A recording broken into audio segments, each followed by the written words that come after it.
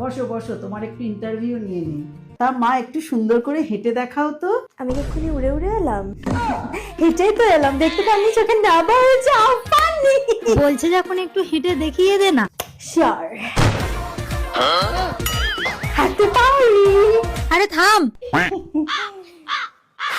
আচ্ছা ঠিক আছে, যাও তোমা, একটু মুখটা ধুয়ে এসো। মেকআপ ছাড়া দেখি তোমাকে কেমন দেখতে লাগে। মুখ ধুয়ে ফেলবো বলে এতক্ষণ ধরে মেকআপ করেছি। আপনি জানেন আমার মেকআপ প্রোডাক্টস গুলোর কত দাম। আপনাকে তো বেচলেও এত টাকা পাওয়া যাবে না। কি উল্টো পাল্টা বলছিস? আমি মজা করছি।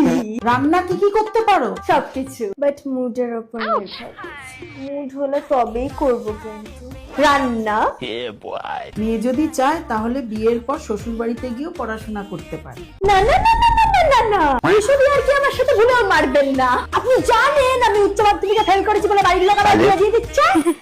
আরে চুপ কর। পড়াশোনা করার জন্য আমি শ্বশুর বাড়ি থরি না যাচ্ছি। ওয়াও মা, মেয়ে কি টক্সিক! আমার মেয়ে দারুণ লেগেছে। বাবু, এত তাড়াতাড়ি সিদ্ধান্ত নিও না, একটু আলাদা গিয়ে কথা বলে নাও তোমরা। হ্যাঁ যাও যাও।